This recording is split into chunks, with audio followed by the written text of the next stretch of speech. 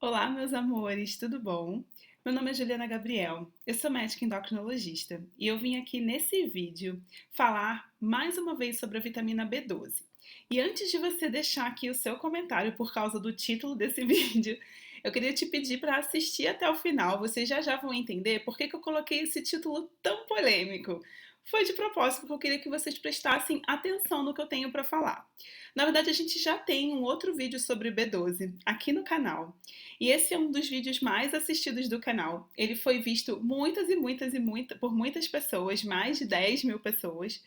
E na verdade, esse outro vídeo, ele faz parte de uma série que são 6 vídeos. E só o vídeo da B12 é muito assistido. Os outros vídeos da série não são.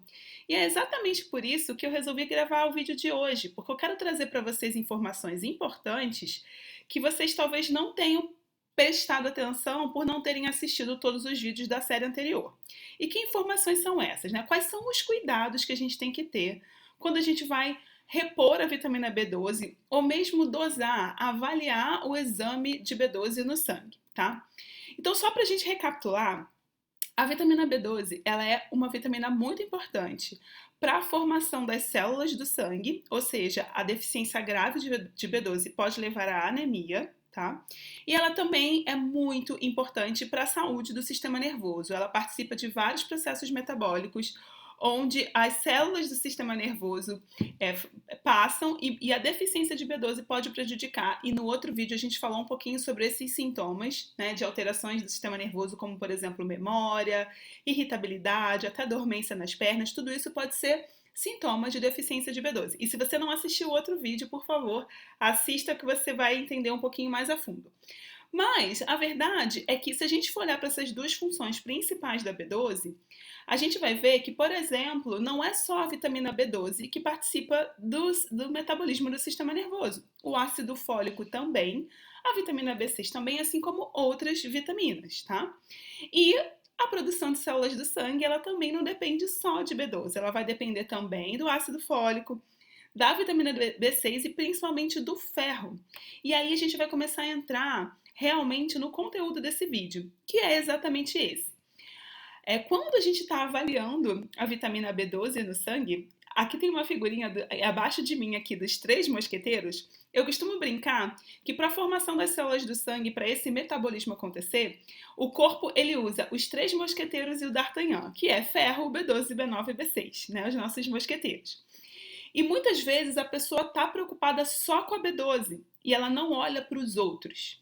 Mas eu vou dar um exemplo para vocês. Então, para ficar didático, vamos trocar aqui de lugar os mosqueteiros, né? Vamos colocar o ferro do lado.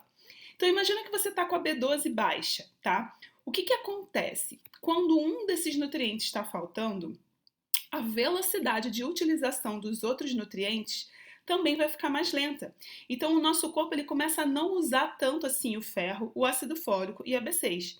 E muitas vezes, quando você vai avaliar no exame de sangue, você pode ter níveis falsamente normais ou às vezes até elevados. E a mesma coisa acontece o contrário. Então, uma deficiência grave de ferro pode ter uma B12 normal, quando na verdade isso não acontece.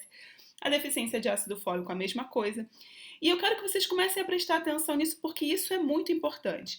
E aí a pessoa vai lá, ela dosa só a B12, o que é o pior. Ou às vezes até dosa os outros, o ferro, o ácido fólico, e vê que tá tudo bem. E a pessoa vai lá e trata com um cavalão de B12, que é muito comum acontecer, ou em injeção, ou em doses altas de uma vez, ou até tratar só a B12 sem tratar os outros, ou sem olhar para os outros. E aí o que acontece? No que você sobe rápido demais essa B12, o nível dos outros cai. E isso é muito comum da gente ver na prática. Eu vejo isso no meu consultório o tempo todo. Então, esse erro foi um erro que eu mesma já cometi no passado. A gente se preocupa tanto com B12, principalmente quem é vegetariano e vegano, né? A gente já sabe que não precisa ser vegetariano para ter deficiência de B12. Mas muitas vezes as pessoas esquecem dos outros. E eu já vi acontecer você aparecer uma deficiência de ácido fólico ou de ferro em pessoas que trataram a B12 rápido demais. Ou que trataram a B12 sem olhar para os outros, né? E é exatamente por isso que eu resolvi gravar esse vídeo para explicar isso para vocês. Então eu espero que vocês tenham gostado aqui da minha animação.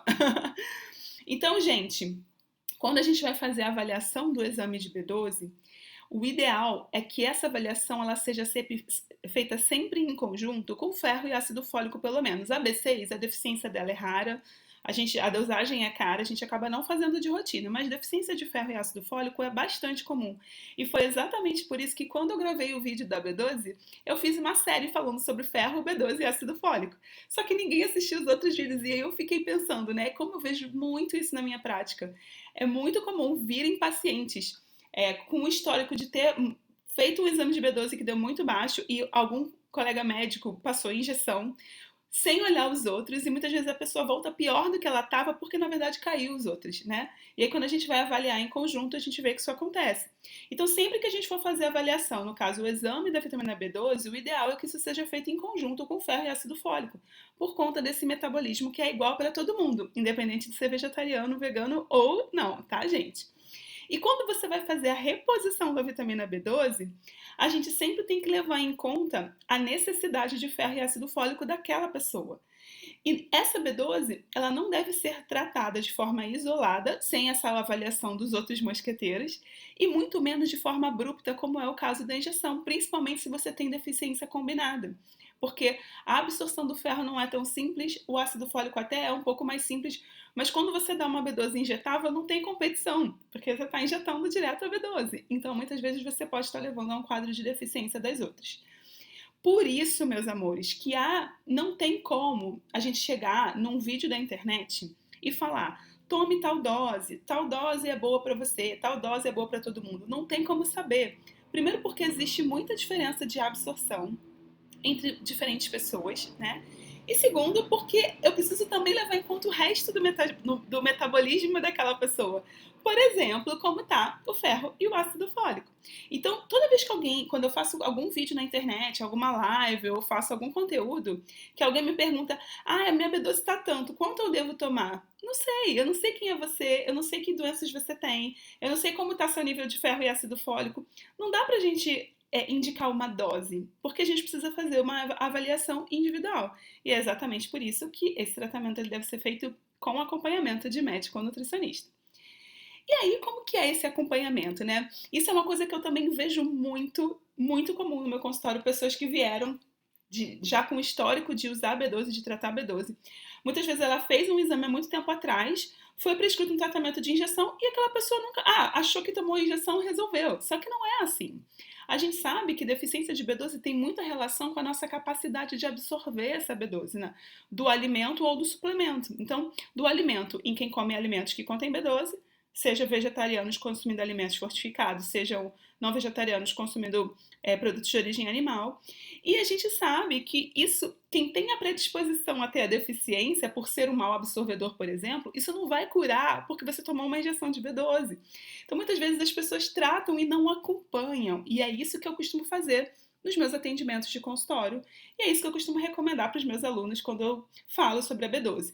Então, lembrar que essa absorção ela é muito variável. E quanto mais velho a gente menor é a absorção. A gente sabe que a gente tem menor absorção com o passar da idade. E é por isso que idosos têm mais riscos de ter deficiência, tá? Presença de comorbidades, como por exemplo, gastrite crônica, inflamação intestinal, a própria disbiose, doença celíaca, enfim, existem várias condições que alteram essa absorção. Isso também vai variar com o tipo de dose que você usa. Então, até uma mesma pessoa, às vezes uma dose que hoje para ela é boa, daqui a 5 ou 10 anos pode não ser. E por isso é muito importante, no momento em que você identifica que você é um mau absorvedor ou que você tem a tendência a ter deficiência de B12, seja você vegetariano ou não, é muito importante que você faça esse acompanhamento com o profissional.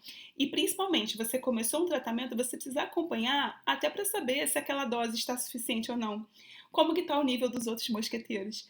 Qual que será a sua dose de tratamento e qual que será a sua dose de manutenção, porque pode ser diferente, pode ser que você precise de uma dose mais alta no início, mas que depois você consiga se manter com uma dose mais baixa. Isso é muito individual. E é exatamente por isso que a gente não fala dose em vídeos da internet. Vocês entenderam, amores? Enfim, então para a gente resumir os 4 principais conceitos que eu quis trazer para vocês aqui nesse vídeo. Primeiro conceito, o uso de B12 por conta própria pode trazer riscos, tanto de superdosagem quanto de alteração nos outros mosqueteiros, por isso ela não deve ser tratada sem fazer uma avaliação completa, né? Segundo, a reposição, então, ela deve ser feita sempre levando em consideração os outros mosqueteiros e as diferenças individuais, e é exatamente por isso que precisa ser feita uma avaliação, né? Não dá para fazer por conta. Terceiro, essa reposição ela deve ser feita preferencialmente pela via oral. Deixar a via injetável para casos graves, não é para todo mundo, não precisa. E principalmente lembrar que essa reposição pela via injetável, por ela ser rápida e abrupta demais, ela pode estar afetando os outros mosqueteiros e até levando a um quadro pior para aquela pessoa, né, para aquele paciente. E quarto, essa reposição ela deve ser acompanhada periodicamente, né, com exames para avaliação da dose e da resposta individual. E esse acompanhamento ele deve ser feito com o médico ou nutricionista da sua confiança. Certo, meus amores? Bom, eu espero que vocês tenham gostado desse vídeo. Não esquece de curtir, de encaminhar esse vídeo para quem vocês acreditam que possa se beneficiar desse conteúdo. Não esquece também de se inscrever aqui no canal se você está me vendo no YouTube. E se você está me vendo no Instagram, não esquece também de curtir, de me seguir aqui no Insta e de compartilhar com alguém que você acha que pode gostar. Meu Instagram é @doutora.julianagabriel. Meu canal do YouTube é o Endocrinologia para Todos. Queria agradecer muito a audiência de vocês, é sempre uma delícia estar aqui com vocês conversando sobre esses temas e a gente se vê no próximo vídeo. Um beijo, fiquem com Deus e até a próxima. Tchau, tchau!